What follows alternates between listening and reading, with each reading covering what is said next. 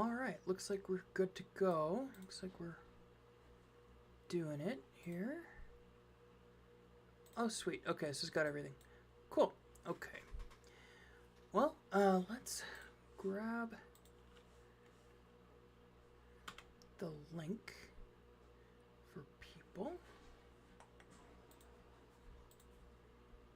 Hello, everybody. We're just gonna spread the link around real quick so people know what we're doing. Give me one moment, and we'll get to the writing stuff, which I think you guys are gonna love. We're on chapter 37, level 10. All right, let me just... I am aware. Thank you. My channel. Do, do, do, do. All right, and then... Doot. All right, let's place it here for people.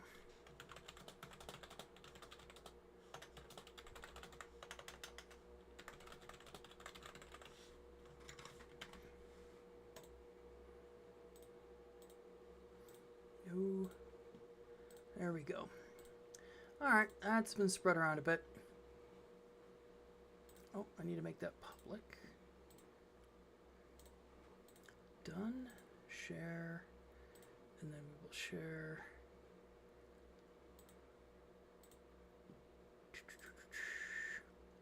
I swear, I very much dislike Facebook and most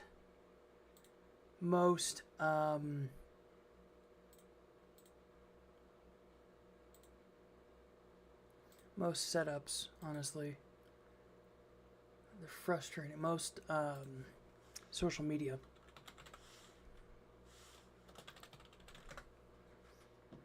It's just frustrating. Let's see.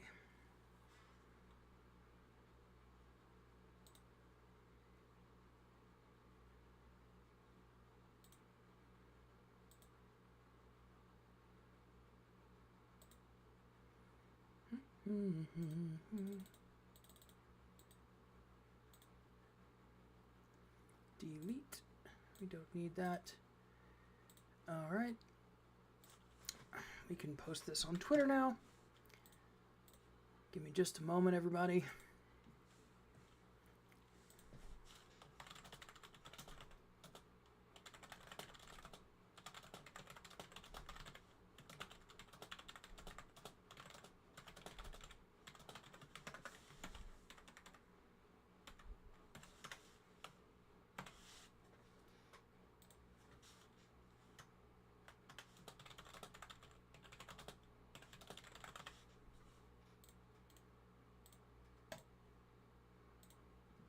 Alrighty. Truth from Earth. Okay. Thanks, bud. Alright. Let's see here. Lower that. Pull this up.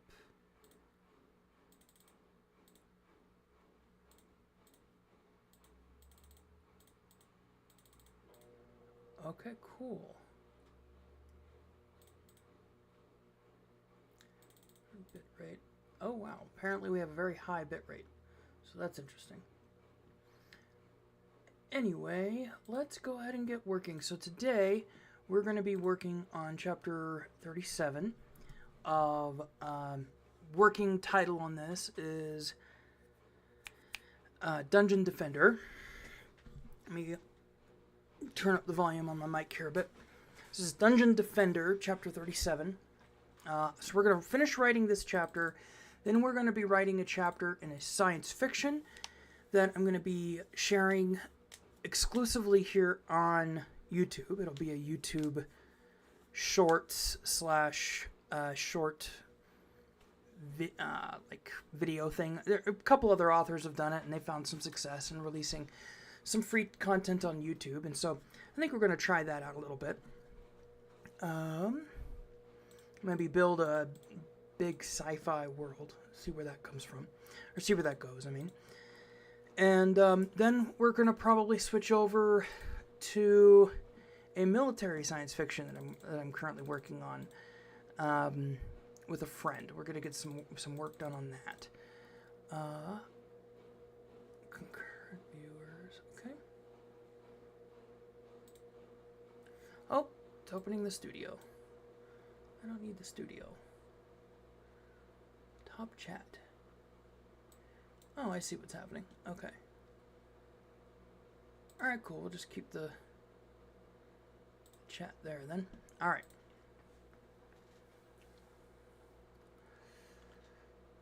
Okay, let me just quickly read through. Planned, or finally Avatar. Snake Dragon. Alright. Big mean Snake Dragon's gotta help a little, right? He thought, as he read through all of the notifications for the battle one last time. Wasted a little over 3 days getting the fribbits healed up and sent off, and now the freed slaves escorted away the local kobold colony. The two groups surprisingly gotten along quite well. Sabah, the youngest, and yet somehow head of the Elders' Council, due to her being the only remaining cleric of their god. Small G seemed to adopt and be adopted by Silkscale. Is her name Silkscale? Let's take a look at my naming list. Silkscale. Yep, that's correct. Okay. And this is one of the tricks, by the way, I do as an author, is I will, as I go through and I kind of creative write, or I kind of stream of consciousness write, I will, when I get done with the first scene that a character is in, I'll quickly hop over here, add that person to, like, okay, well, maybe there's a new person to the guild assessors team, and I'll put that person's name in, give me a brief physical description, or, like, you know, example of who the person is, that kind of thing. And then that way I can always hop over here and be like, oh yeah, who is the matriarch of the Kobold clan, or whoever it is? And I can look at matriarch of the small silver dragon Kobold clan. Silkscale. Perfect. So that's who I wanted this other character to interact with. Okay. You were a cleric, you asked? Adorable. Little baby cleric trying to free your people. Two groups present gone along quite well. Sabah, the youngest and yet somehow head of the Elders' Council, her being the only remaining cleric of their god, seemed to adopt and be adopted by Silkscale the first time the two met. Adorable. Little baby cleric trying to free your people. Reminds me of me. Back in the days before my master died. You were a cleric, Dean asked, as he examined and re-examined the notifications. He had gotten a lot of new resources and was sorting through them while his friends relaxed in his core room, chatting, healing, and exchanging stories about the fight and their future plans. Not so much a cleric as a shaman, but I was elevated to matriarch when I became mature enough and discovered I could lay living eggs. As I studied under my master, I eventually learned not just mastery over the local spirits, but also the elements, and recently, I've unlocked the power of my own bloodline and have become a proper sorcerer. Your stats call you a shaman, Trix said. I studied the spell scroll for revivification. That's my class. You're not a child anymore, Trix. Did your parents never teach you about subclasses, professions, and prestige classes?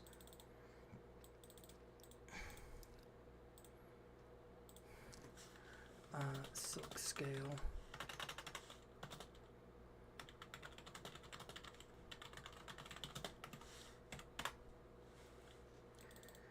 Trix looked up and met her eyes and shook her head. Silkscale sighed. Right, I forgot. You two were born at the start of the war. The matriarch motioned towards the bell and looked up from her own work and started listening. Everyone on Ethria gains a class at level 10. From options Ethria generates for you based on your life choices. You can delay that, but it's not usually recommended. You know this, Trix nodded. Good. Well, at the same time, you gain the option of selecting a profession. Or at least you usually do, if you are part of a settlement that has a hearthstone attached to it that has professions available for selection. What's a profession? Belle asked. I'm getting to that, child. Belle put her repair work on her tools down She was repairing her tools. What do I mean by that? Belle put her repair work on her tools down. Elder Kobold was saying. She wasn't repairing, she was cleaning. Put her...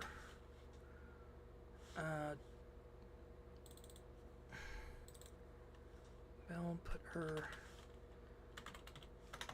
gardening tools down.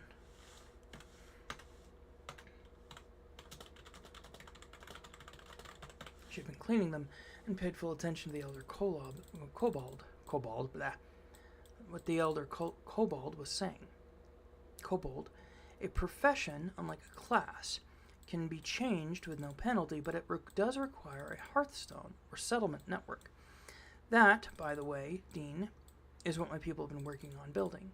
A profession helps you gain in skill ranks on those things that the profession focuses on. Cobbler would gain skill ranks in cobbling, much easier than, say, a town guard, while a town guard might gain easier ranks in things like searching or watchfulness. People can change their profession at any time at a hearthstone that they have permission to use, and it usually only gives a minor penalty.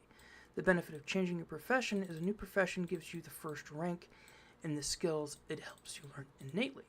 You don't have to go searching for the right set of circumstances to learn how to do those things at a basic level. On a basic level. What's the negative? Dean found himself asking. Cycle through every possible profession before selecting the one that they actually want to be. Some do, usually nobility, but only in the largest of settlements. The expense is prohibitive. A hearthstone is, at its core, an enchanted life stone produced at a life ley line, which follows where people live, cities, settlements, and the like. It's a natural byproduct of us simply existing in large groups at a time. But they only have so much power. A stone gains its power, much like you do, Dean, from the cast-off energy of people that live in the settlement and it is connected to. Energy beings produced.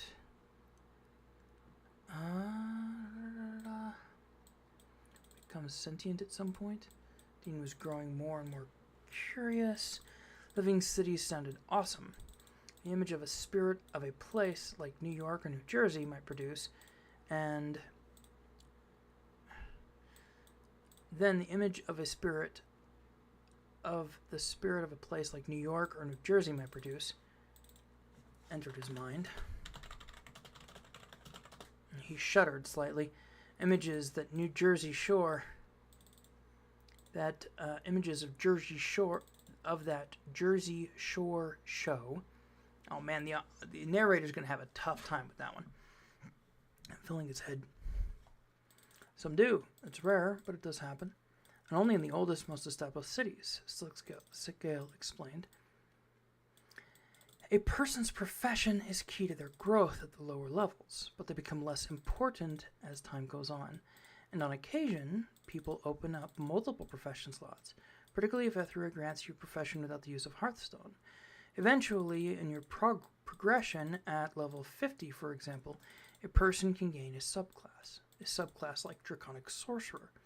The subclass I just gained a few days ago greatly increases your power and growth potential. So level 50 is a milestone then, Dean said. Exactly. But here's the problem. Levels starting at level 10 get exponentially more difficult to gain. The cost is usually doubled per level. Gain for mortals, for lesser mortal races, like humans or kobolds. The cost is usually double per level, though sometimes it's less and sometimes it's more. It just depends on the person and how much their character sheet they've unlocked. What does that mean? Bill asked. Some people don't unlock their sheet. The lesser mortal races struggle with it sometimes, humans in particular, but kobolds too. It usually takes us a few years past adulthood to gain full access, and that's with a matriarch or patriarch guiding us. The benefits of being a lesser mortal race, however, is the opportunity for personal evolution is much higher. Why, 2 of our clan's warriors are on the cusp of... Got it, Dean said, and everyone froze. Got what? Trickstast annoyed. My 30-day, or in this case 60-day plan is finished. No, my 30-day plan, he is going to learn that it's 60 days. 30-day plan. It's finished. Dean displayed what he had been working on for all of them to see. Ambitious, Silkscale commented.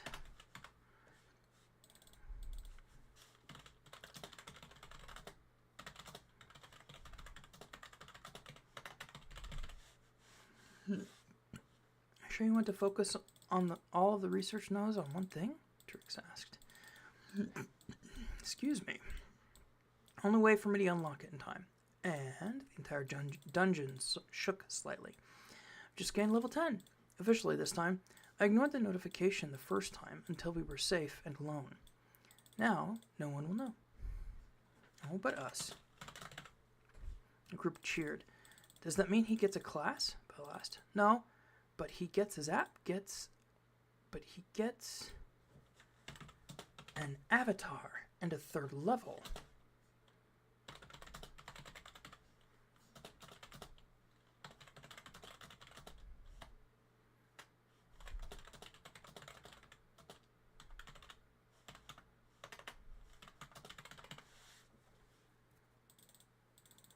For a little while. Need everyone either out of the dungeon or down to the 2nd floor. As they complied, Dean pulled his vision out from his core room and began laying plans. First, he needed to examine what level 10 had given him. And here we go. You've reached level 10. Avatar selection unlocked. 3 free room selections available. Level 3 unlocked. Level 3 boss selection unlocked. Current status core. Status active. Level 10. Rooms 3 selections available. First level entrance chamber, Temple of the Forbidden Gods, or Forgotten Gods, Retraining Yard, Adventurers Guild, Minor Labyrinth 1, Kobold Mine or Labyrinth 2. Labyrinth 2. Minor Library, First Level Throne Room, Boss. Let's underline that, just to keep the thing going. Cavern of Lava Flow, Fire Gardens, 2nd Level Throne Room, Core Room, and Boss. Bell. Oh, whoops. Mother of Fireflowers, Level 9.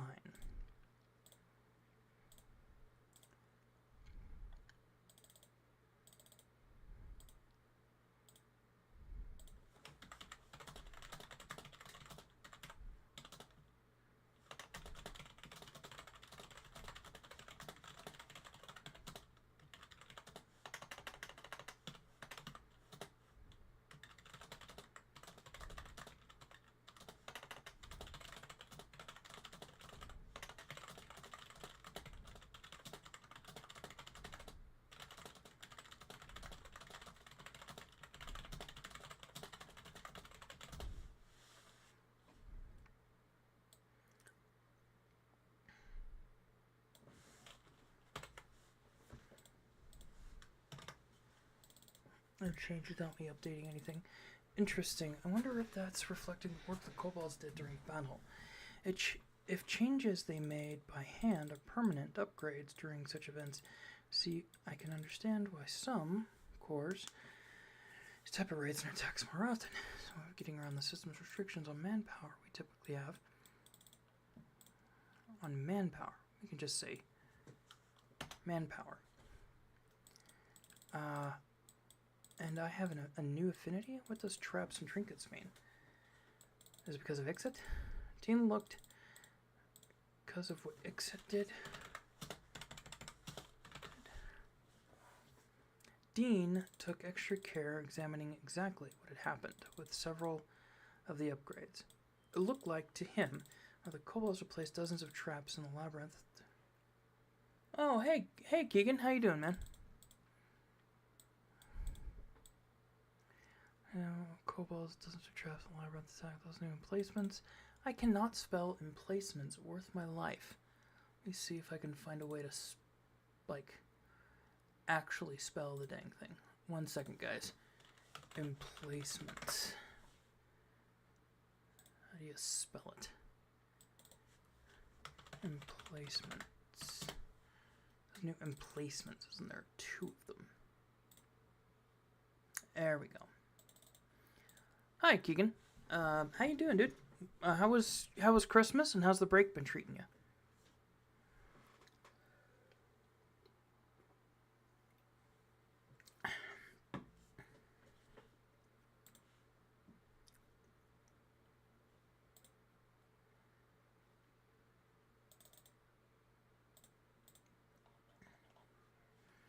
Let's see. Alright, so we just did the emplacements thing.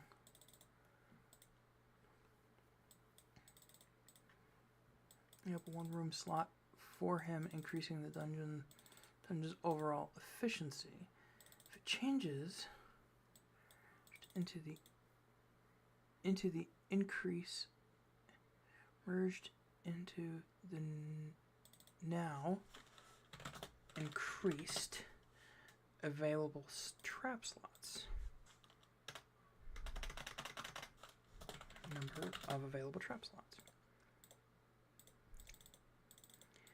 And in one case, the mines and the first labyrinth, the mines and the first labyrinth that connected the entrance to the mines have been merged into a single room, freeing up 1 room slot for him and increasing his dungeon's overall efficiency. If changes like that are normal after these kinds of fights, I wonder why it's not more common among dungeon cores. I did say some corners more often. That kind of does sound like a contradiction. Let me see. How do you get around system structure?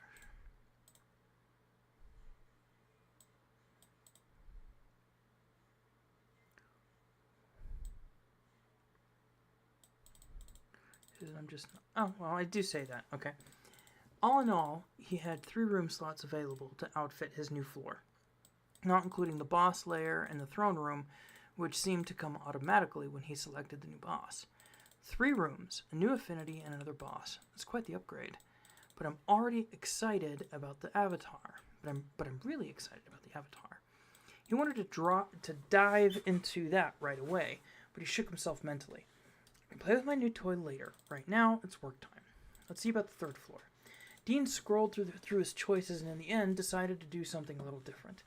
He moved the 2nd floor down, keeping it the basement of his dungeon, turning it technically into his 3rd floor. The new floor was, at the moment, a large expanse of hardened rock, mixed with a few natural tunnels and caverns. One of these caverns had a natural, if stagnant, pool of what Dean originally thought was water, but when he looked at it with what Dean had come to understand to be his natural eyes, he realized it glowed blue. Oh, okay. Bye, Keegan. We love you. Probably an algae bloom, silk scale, or a sulfate pond. Does it hiss when new rock is added to it? Sulfate pond, then. Some types of dragons, like Bell's species, would sometimes bathe in it, like the mortals might a hot spring. But more specifically, blue sky dragons and red volcanic dragons love this stuff. They'll lay their eggs in it to protect them, and it's wonderful for cleaning wounds, might get infected under draconic scales. So I should keep it? Or I'll be wise.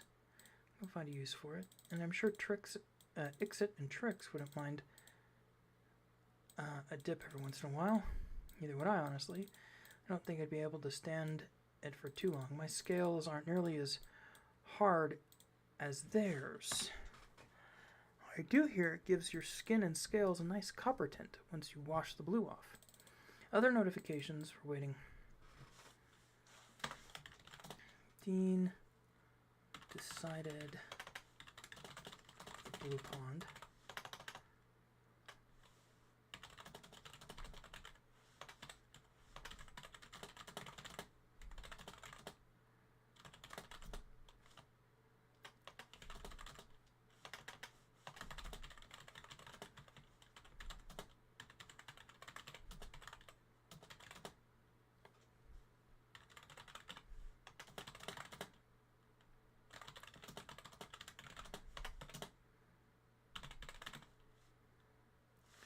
Options were waiting, and he felt he needed... But before he did... The notifications were waiting, and he felt he needed all the info he could get, or he started making changes. Avatar research complete.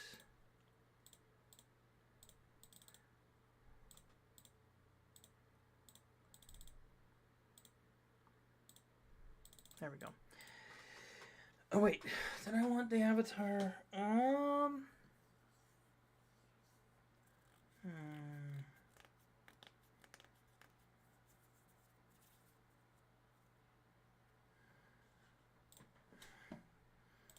Let's see.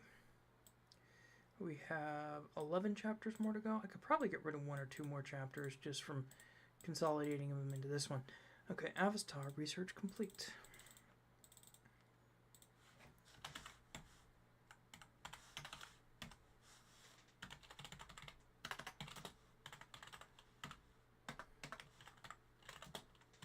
Okay, what was the chapter where he learned about the different avatars? 1. Lava tortoise. Option 2.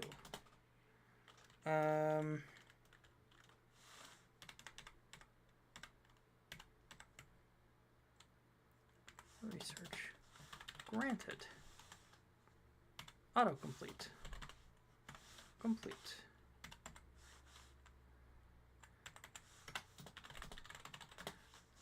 Level 10.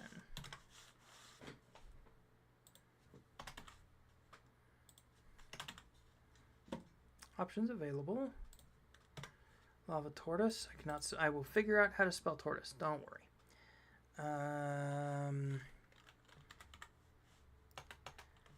Lava drake.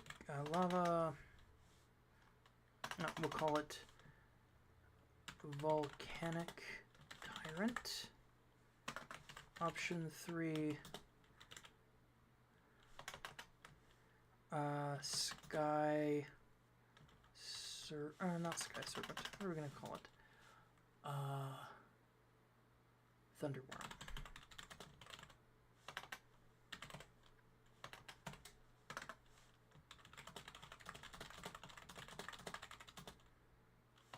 I didn't have the names of the 3 options.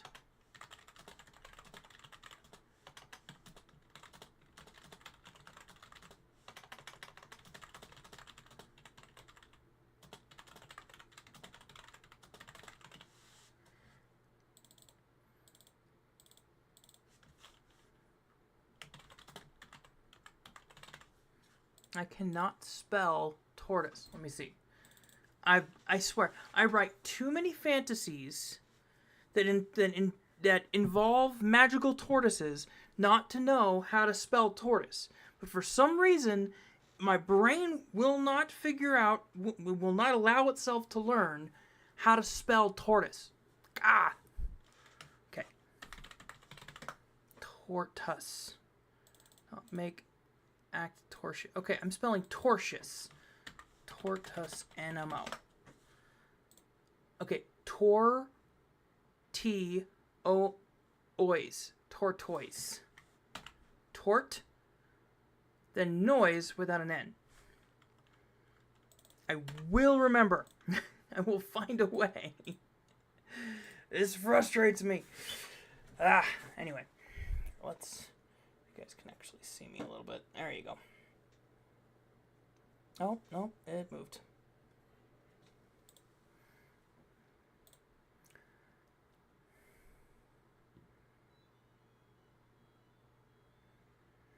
I don't know. Is that working?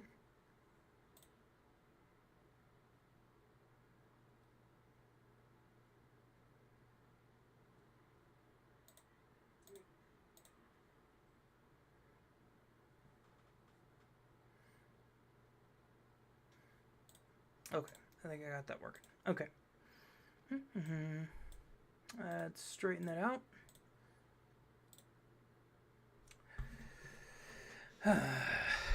Bean had names of 3 options before. He examined the way they looked. He noticed changes to them.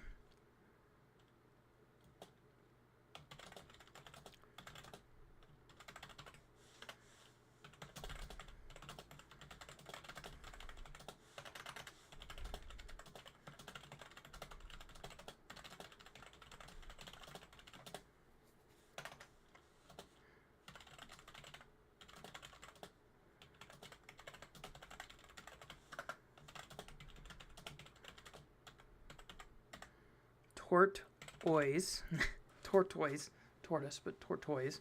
I can never spell tortoise correctly. I'm going to learn it.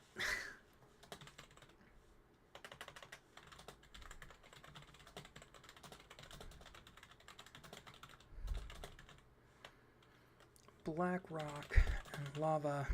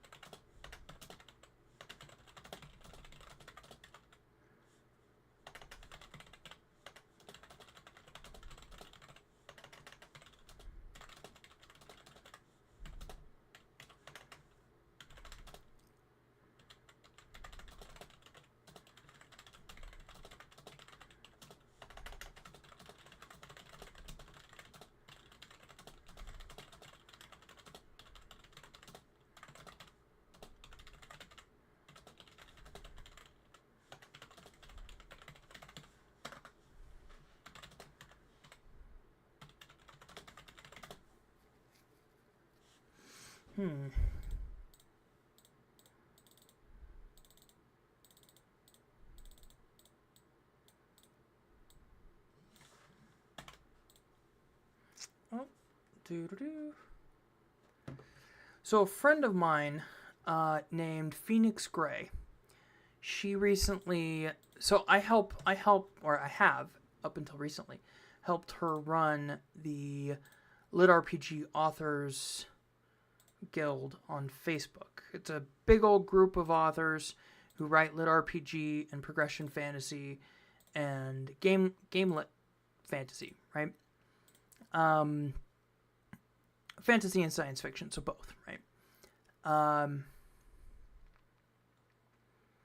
And she recently stepped down because she's now head of a game company. Rather than writing novels, she's doing that, which more power to her, 100%. I support her and doing something, new passion she found. But it's kind of a bittersweet thing because she was the last of the leadership that helped start that initially years and years ago, almost about a decade or more ago. And she helped a lot of authors get their first start. So I just wanted to give a big old shout out to Phoenix Gray. We love you, Phoenix. We think you're awesome. She originally started in romance and then made her way over to lit RPG when romance had some drama or whatever. And now she became pretty successful in the lit RPG world. And she helped get a lot of authors off their feet, right? Teaching them the basics of, hey, how do you market your book? Here's, keywords, how to use keywords in Amazon, whether you should go wide or whether you should go narrow and focusing on KU, all those things. She really helped people, specifically in our genre, because our genre, lit RPG, has kind of some funky things about it, which is why I love it. But it's also why I sometimes am frustrated with it. It's a little bit cliquish sometimes. And the Lit RPG Authors Guild is the one big Lit RPG authors group. There are some others, but it's the one big one that everyone's welcome in, as long as they behave themselves, and that offers advice to anyone who needs it. On anything, and you'll get critiques. Sometimes you'll get good advice, sometimes you'll get terrible advice, and there you just kind of have to figure out who the people are that'll give good advice over the while you're in there. But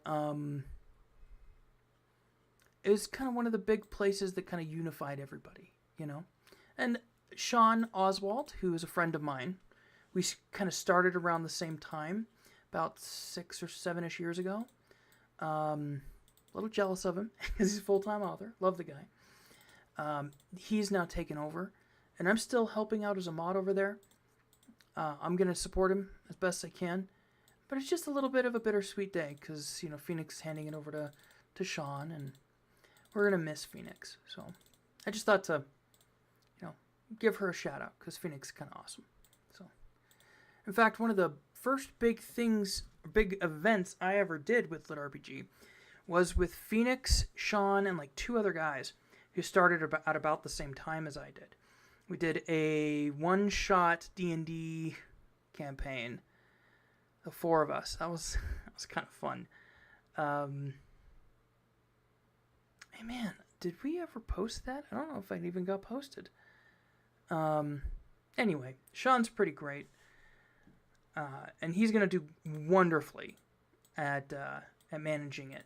He's been helping her manage it for years now. But he's going to do wonderfully at managing it. I just, we're always going to miss Phoenix. So, anyway, let's get back to writing the chapter. We'll wrap this up. So let's see. The Volcanic Tyrant was the Western-style dragon.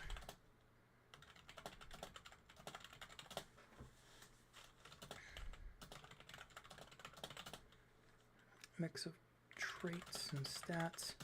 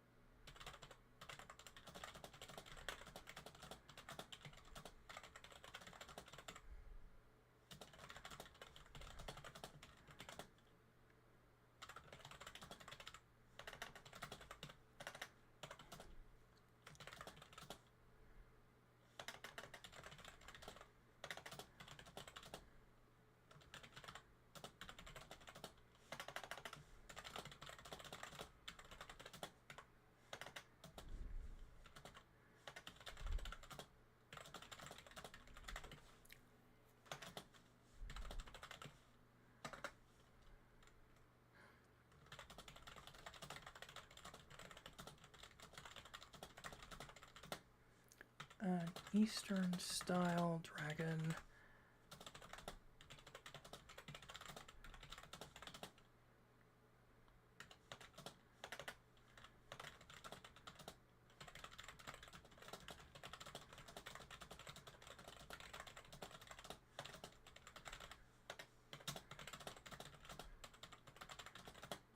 It was wreathed in lightning.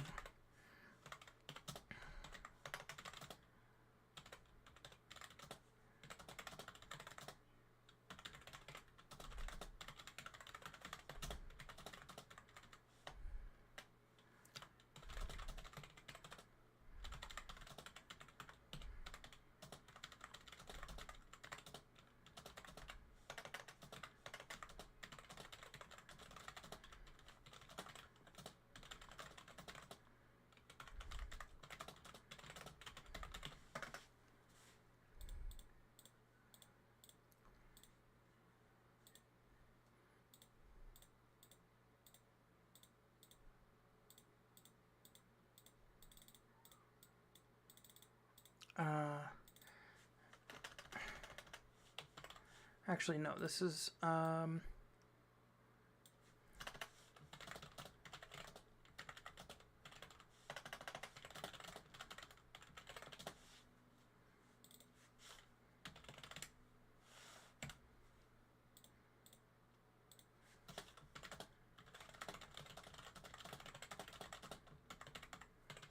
the tortoise.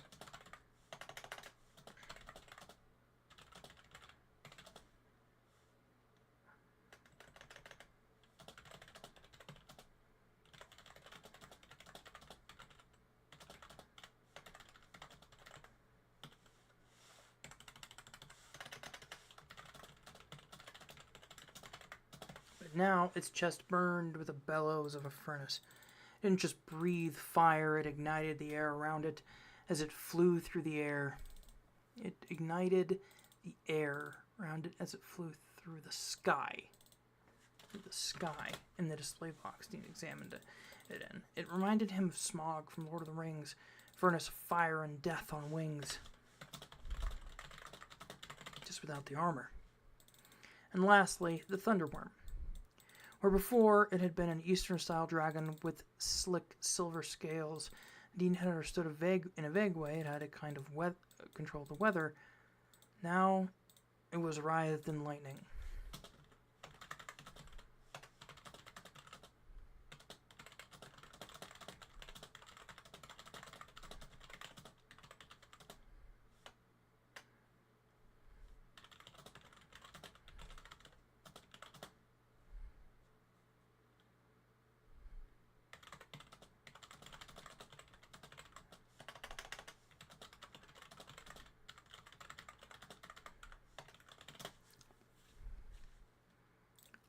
And again,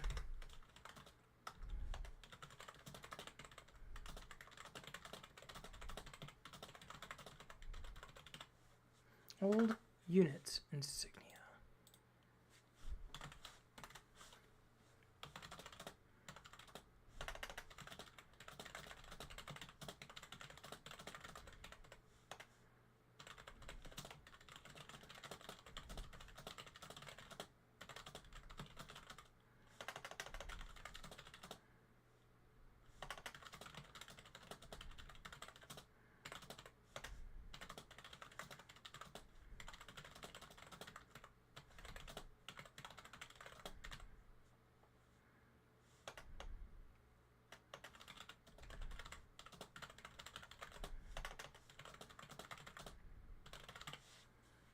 As his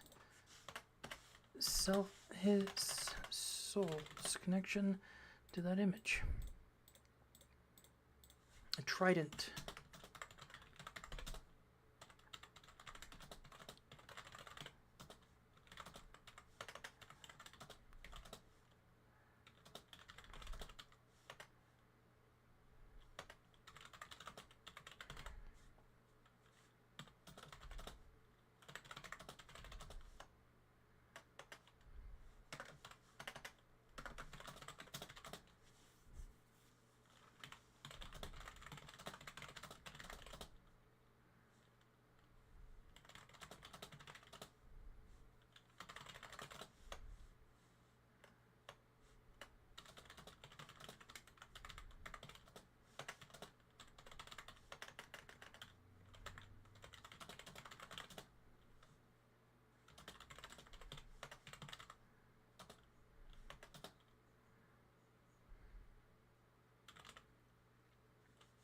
Hello, celestial comrades. Let's see.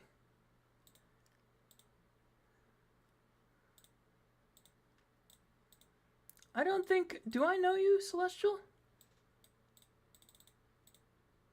Oh, yeah, I do. Okay. Yeah, you've been on here a couple of times, a couple of things. Nice to meet you, and nice to see you again. Let's see, live chat. We'll go to live chat. Apparently I was looking at top chat, so it wasn't showing things live. But, hi. How are you doing? Trident. Fantasized. Secretly fantasized a being. Drone pilot was powerful.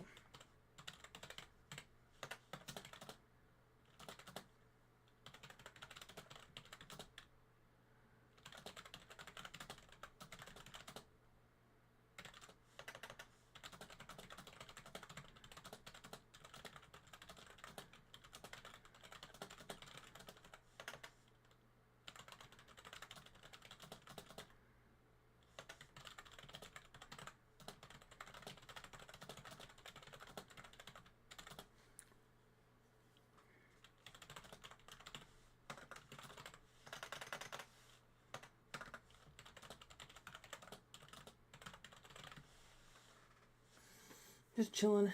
I saw you were live streaming. Cool, man. All right. Yeah. Well, just working on stuff. Missiles, safeguarding, pilot. I'm hoping to finish this and then start work on a chapter for a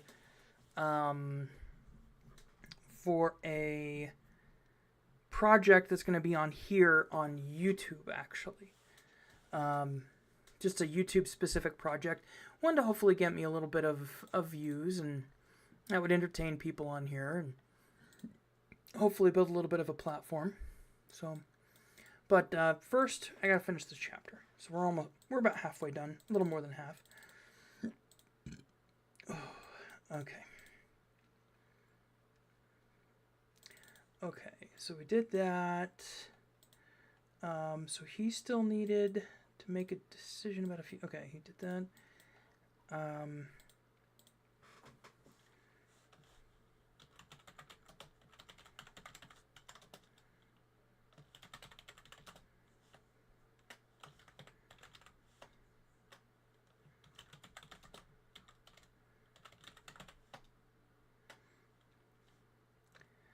What did we name that? We called it a thunderworm.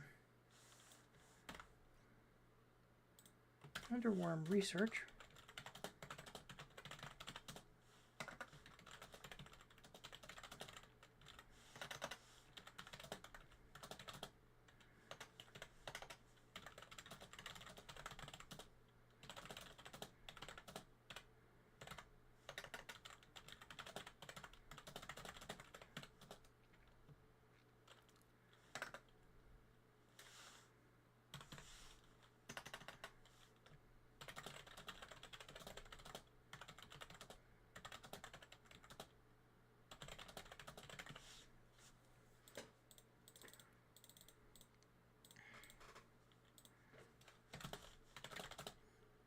On the, what's it called? Non-aggression pact would run out. I hoped it would be worth it.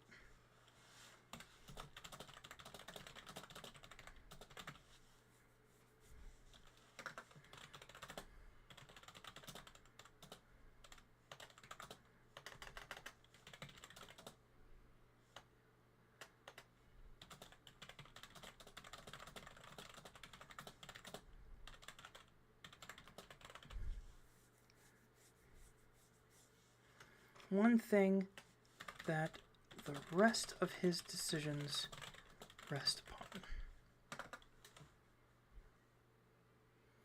Alrighty. It looks like we have, what, 2 viewers right now? Feel free to say hi in the chat. Free to, ask any questions or just hang out if you want. We're just doing some writing. So, free to do some writing of your own if you'd like. Crackled with lightning. Writhed in lightning. Wreathed. I can spell wreathed. There we go.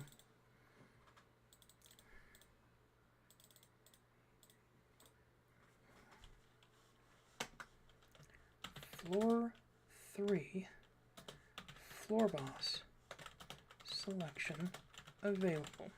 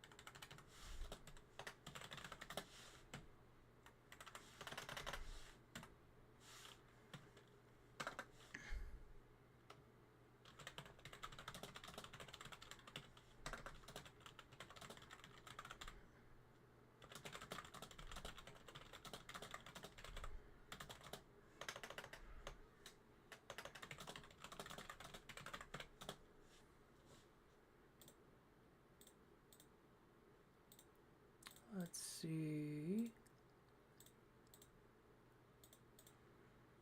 Doo-doo-doo-doo.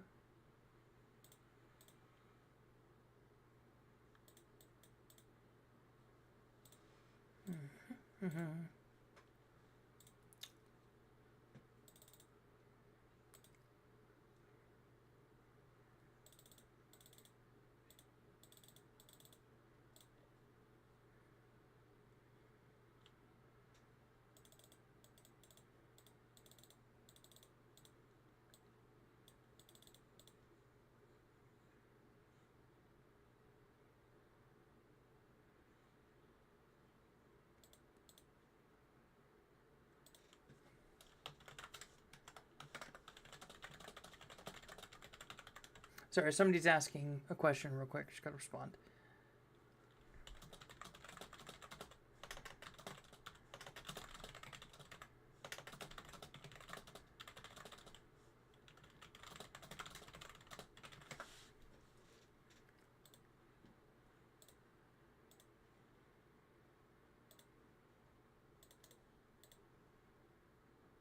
Cool, okay. He and wouldn't. He... Oh, yeah. I do that sometimes. My bad. Orphan. I am not spelling orphan correctly. Orphan? Is that right? Let me look. Google is my friend. Orphan. Yeah, that is correct. It had worked out so far, and deep down he felt a little guilty at the idea that he wouldn't offer another war orphan a safe haven from the terrible decisions of their parents. The summoning has commenced.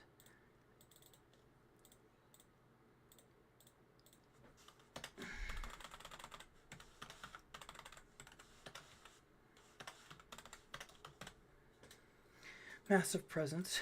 One was familiar to me. And let me pull up what the other summonings looked like. Let me see. Core of the issue, Story of Ethria, Aftermath, no, Dragon's Wake, where was it? First Steps, Silver Dragon, Child of War, that's it, 16. Child of War is the last one, 16 here.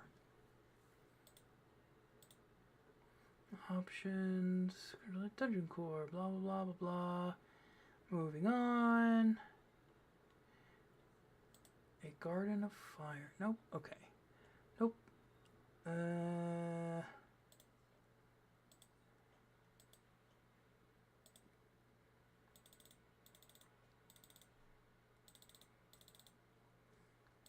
Sort of throat. Neither of them is very impressive.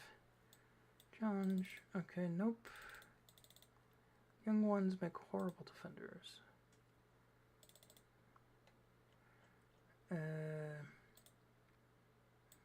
You've expanded your second floor. A little bit of it. One floor now receives a free mini boss.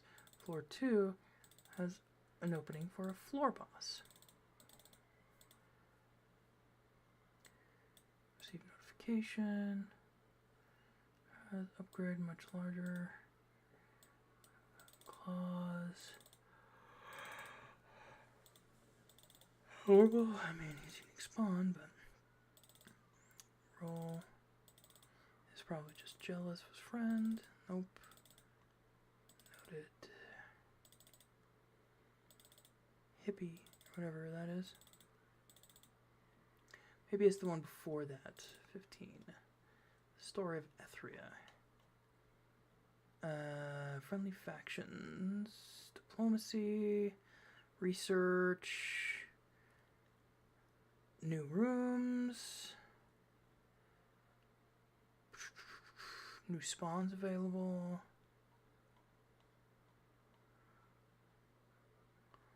There's a lot of okay. Rooms. Comfortable.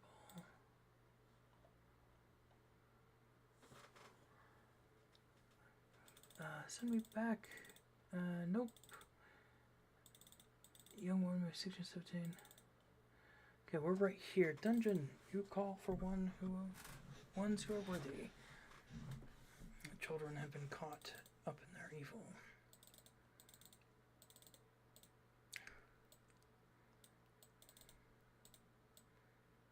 You don't deserve this fate. Dean made the selection. Powerful presence like he'd experienced several times before fell on him like a giant, as gently. It's not right now. This fate, young girl. Let's see. He is not so young. Sort of fondest memories from when she slings her firstborn. Here, see her she is now. Sort of moving cots of a wounded, healing, applying herbs and setting bones. Okay, I can't escape the war long before it started. But I could not. Will you take her? Oh, okay, so that's right. He kept trying to connect to more powerful dragons, and then they kept pointing him towards their children. Okay, that's what it was. I forgot how I was doing that. Okay. Presence was familiar Dean at this point.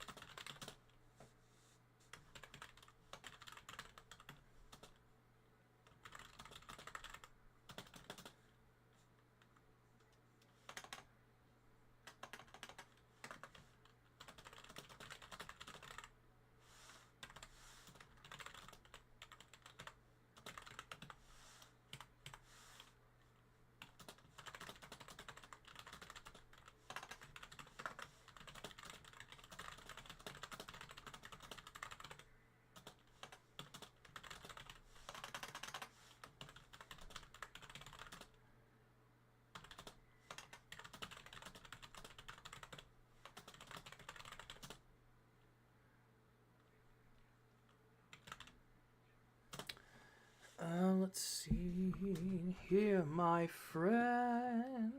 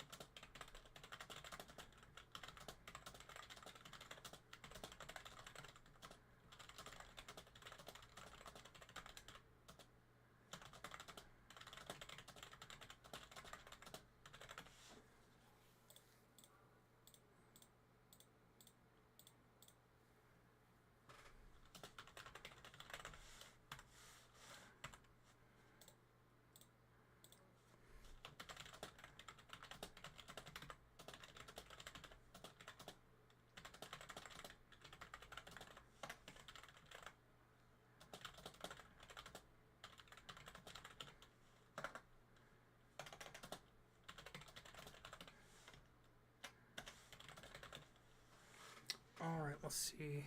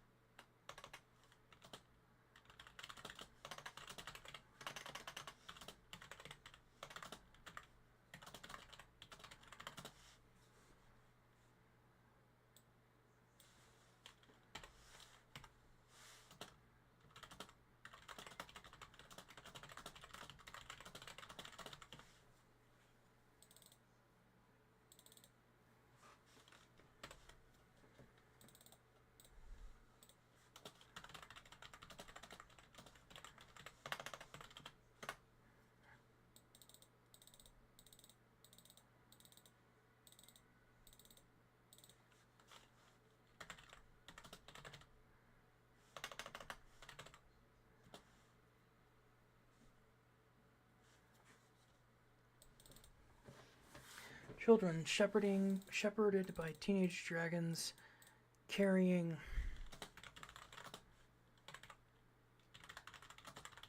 a few elderly and sickly adults, wound their way through the Underdark looking for safety, looking for a passage to another lair, to another home, where their kind were not hunted by the very world itself for their civilization's sins. They approached near me. They approached me? Dune asked. Distinct impression of dragon nodding, of a nodding dragon head filling his mind. I don't think I can do much, but if they venture, Dean said.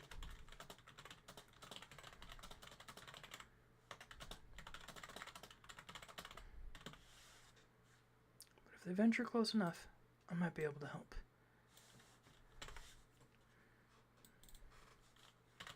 If they get close enough, the elders with them.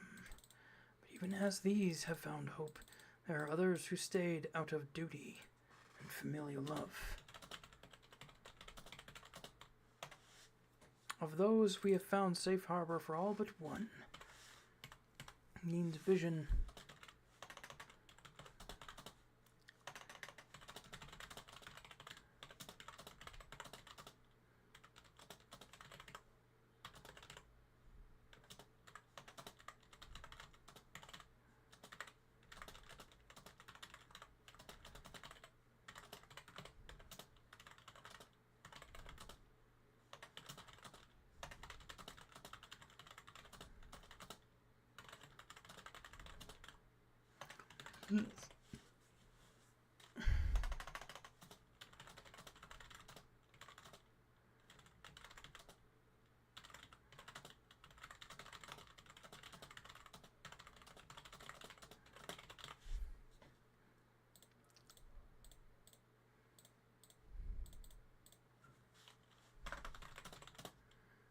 Let's see, what was the name of the young male dragon?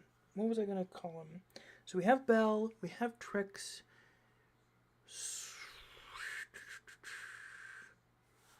Let me see, what's a good male dragon name? Draco, Blaze, Dracul, Fafnir, Falcor. Falcor, Faldrax. Falcor, Faldrax. We'll go with that one. This is Falcor, Faldrax. Faldrax.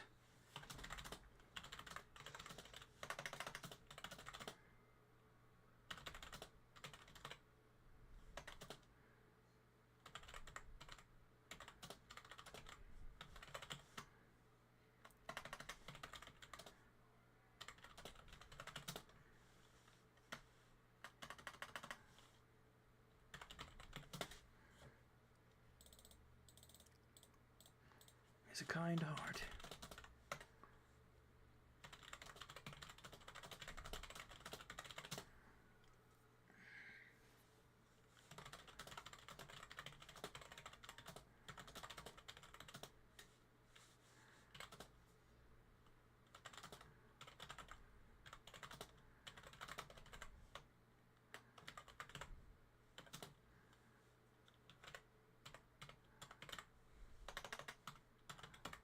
Quillbar.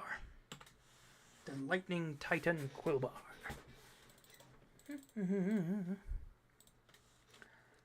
Demi-Titan. Lightning. How about the Demi-Titan? We'll just call him the Demi-Titan Quillbar.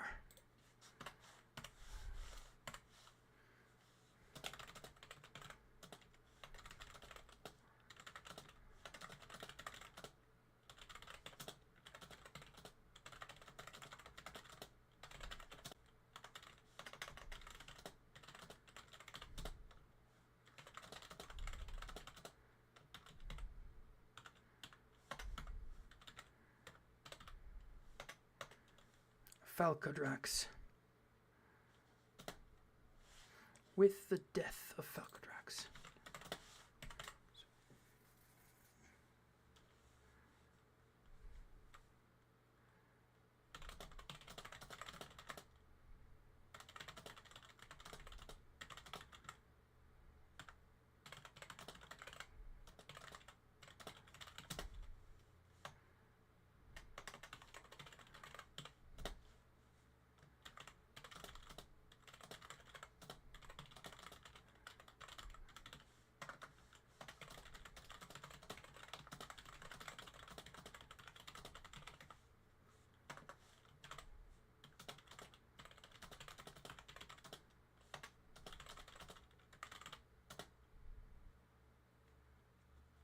Looks for a cure for his father.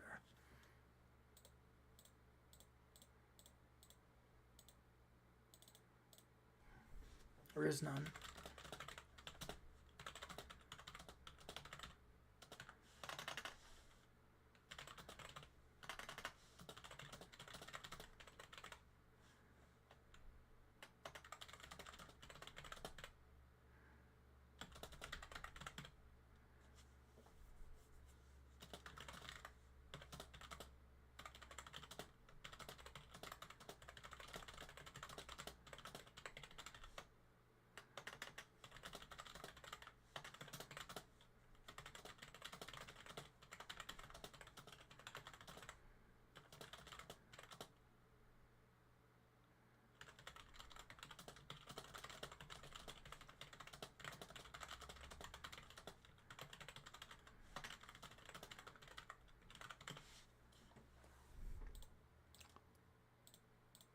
He is an innocent.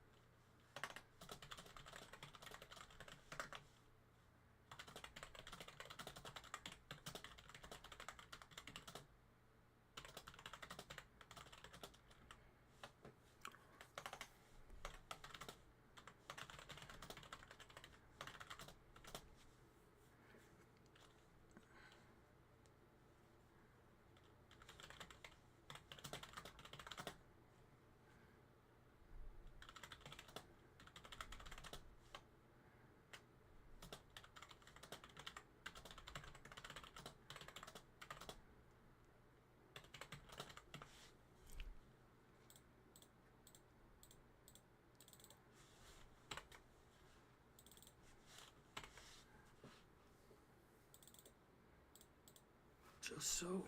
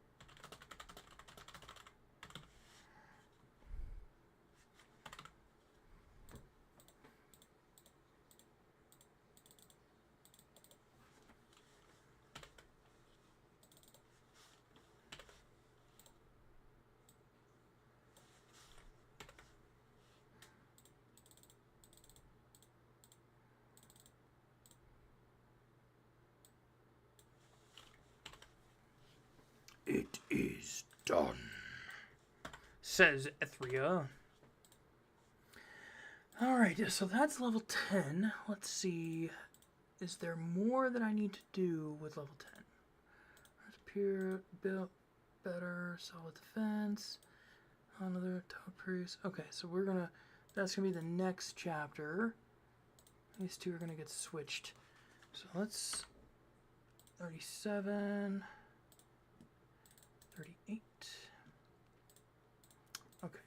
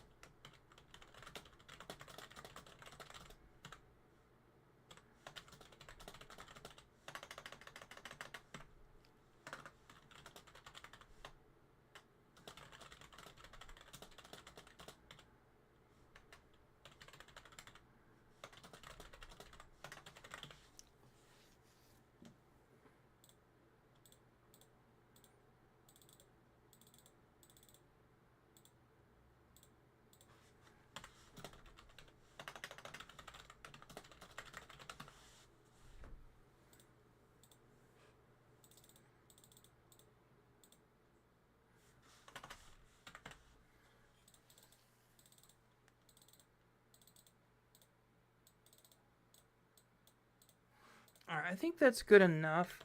I don't know if we're going to end that there. Let me see. How long is this? It's already 3.5 thousand. Okay, so here's what we're going to do. We're going to call that good for the chapter. So let's see. How many was it exactly? 3504. 3504. And we're going to call... Yeah, here's what we're going to get rid of...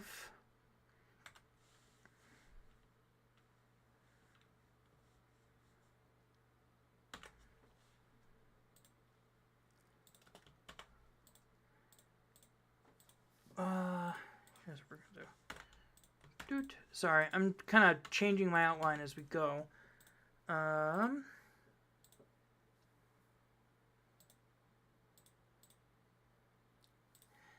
We did most of the construction projects thing. So we need new allies. Chapter 39. New kid on the block.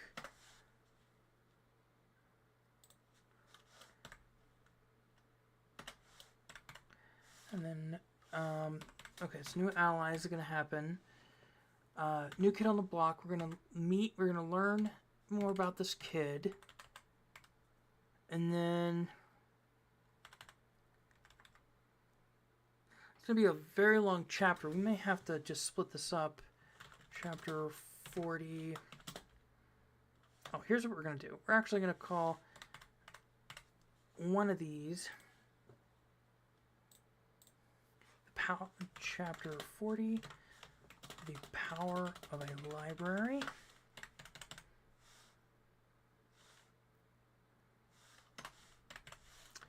Dean and the new kid go over the library.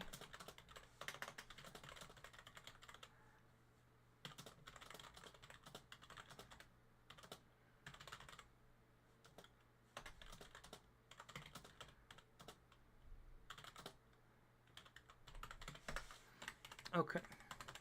New kid on the block. There's a bunch of stuff that happens. He does some building. He meets the kid. And then power of a library. It's going to be a short, more character-focused one. And into the breach.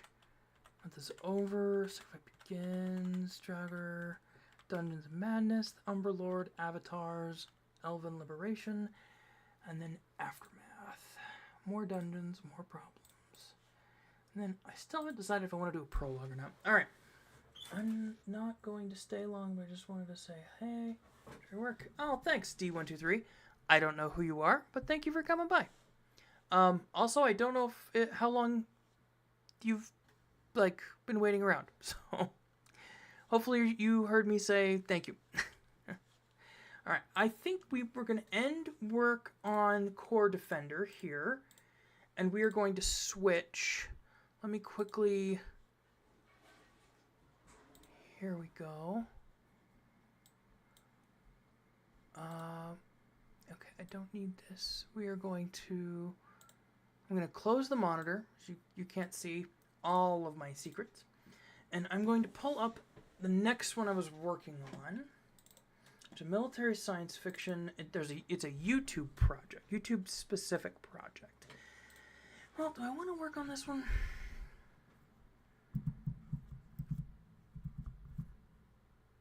I like this one, but...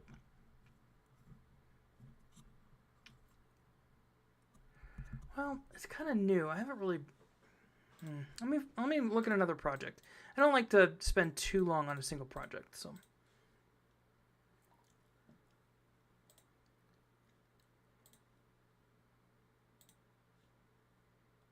Give me 1 second. We're going to find something cool.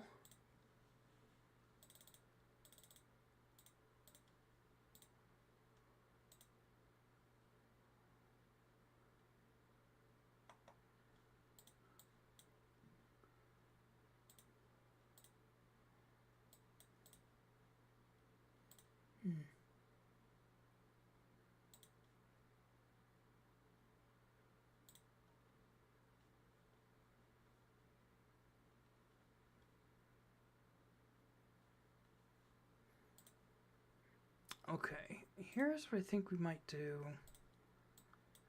Well, I mean...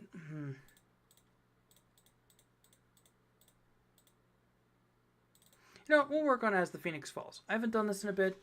So this is a military science fiction story that me and my brother were working on for a little while. Absolutely love it. It's a lot of work because I want to get it right. So it's just a lot of I don't know how to describe it.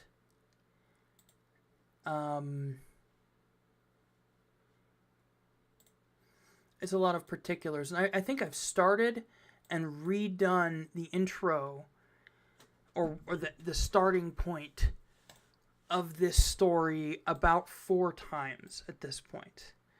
The second attempt I did, I got to chapter 30. And I was like, nope, I need to redo this because I don't have the character development that I needed for some later scenes. So let me see here. I think attempt 2 is where I'm keeping everything. Let's see. Answer is yes. Her winced at that, but nodded his agreement. Have the try. Okay. You guys are going to get to see a massive work in progress at the moment. So this is chapter 5. The answer is yes. Chapter 4 was the question is violence. Or violence is the question. Chapter 5 is the answer is yes. And I'm going to read through this and prep myself for starting work on chapter 6, which is the profession of arms. Okay, so chapter 5, the answer is yes. I didn't so much as decide as much as my... So you're going to hear me actually... You know what I'm going to do? I'm going to do a reading. We're going to do a reading of chapter 5. The answer is yes. So there's some violence in this. Just heads up. It's not too much. Just a little bit of violence. Chapter 5. The answer is yes. I didn't so much as decide as much as my body reacted without thought.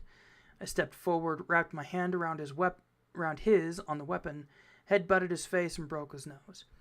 As he whirled back, he released the long knife and I turned on the two guards. They retreated to the entrance, brandishing their clubs to keep me at bay. Pain exploded in my right shoulder as Tammy screamed and stabbed down into the muscle. Her knife hit bone and bounced off my shoulder blade. Blood seemed to appear over everything, but the pain was a distant thing as adrenaline and rage smothered it. I reached behind me and grabbed her two hands that still gripped the blade handle and squeezed. Tammy screamed as I felt several of her bones crack under my grip. I'm a big guy, have been since I was a young teen. I've accidentally hurt those around me a few times shortly after I gained my size and strength, and in so doing learned the lesson that most human bones, while tough, are not unbreakable.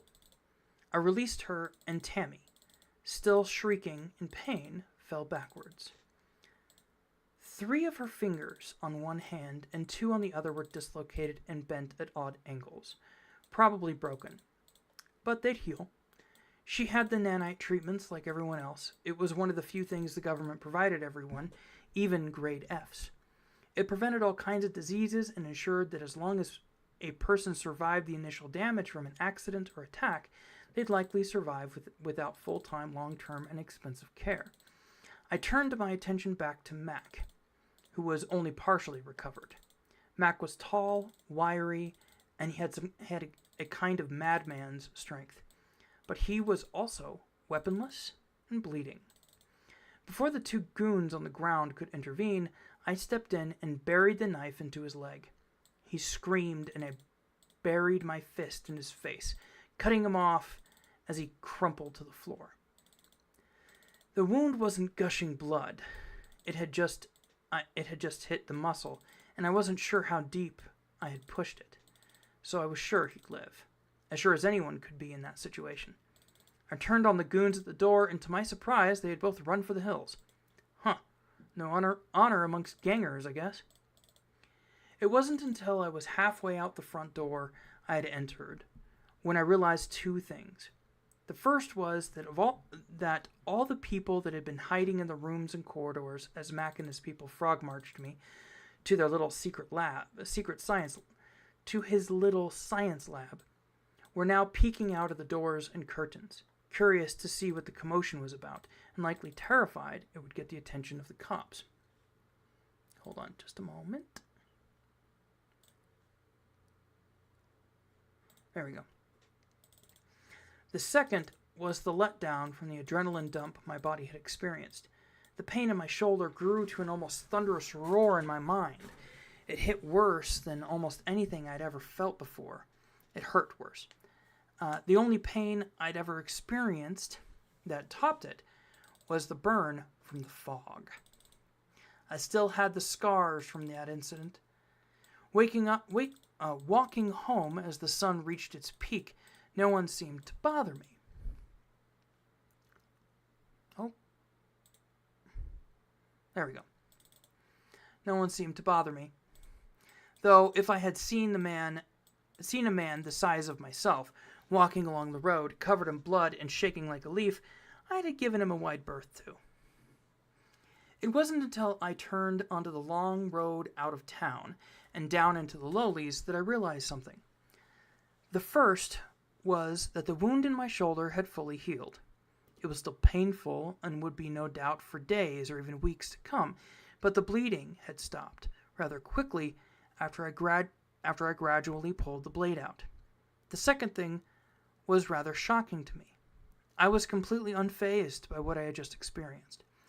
Don't get me wrong, I was still shaking like a leaf from the adrenaline dump, and the fear I had felt masked by all that rage and clear-minded violence that had seemed to consume my conscious mind the moment I realized Mac was going to try and gut me.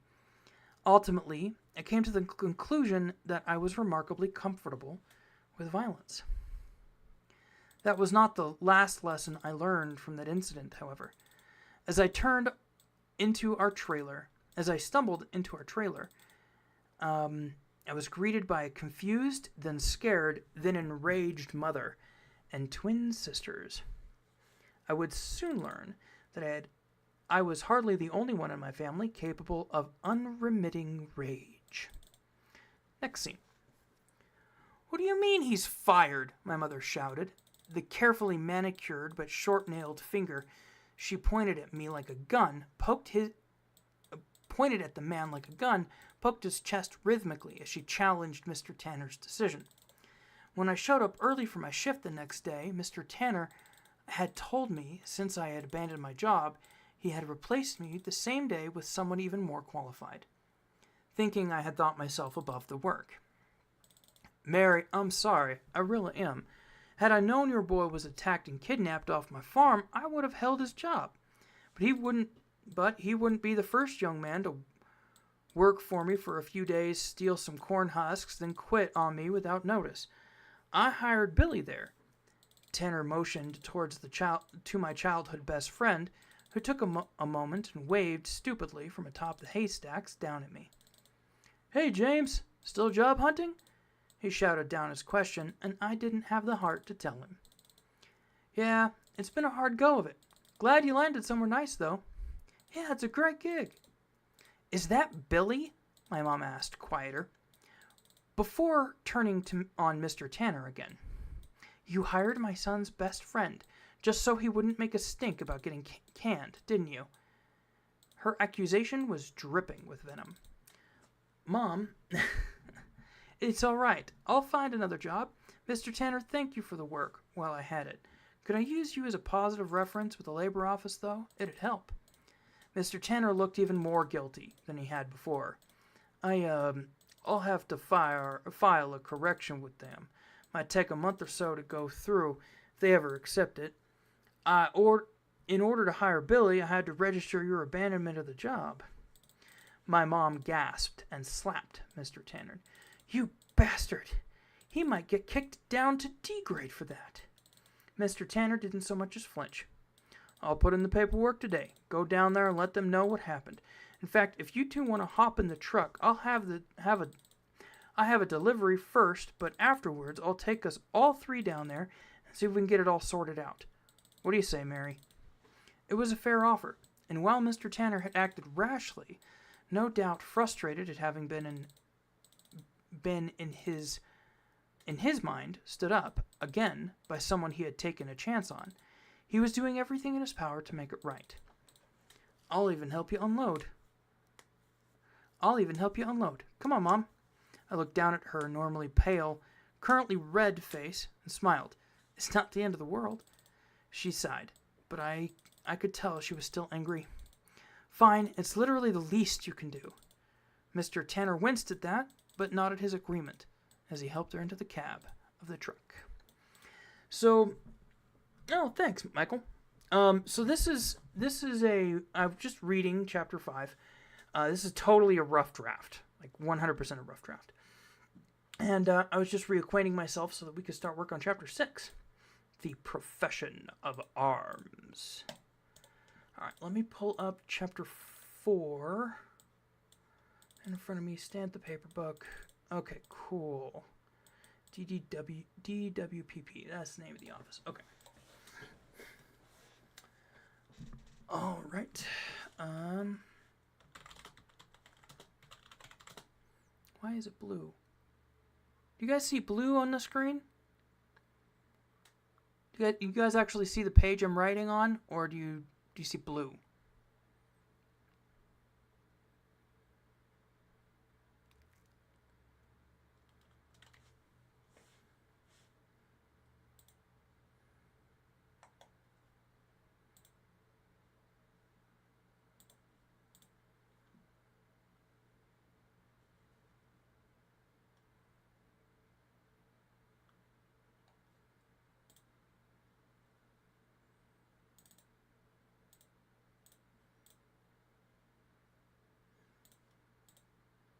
Okay, it looks like it's still going okay. Sorry, I'm just checking the feed real quick, because for a moment it looked like it, it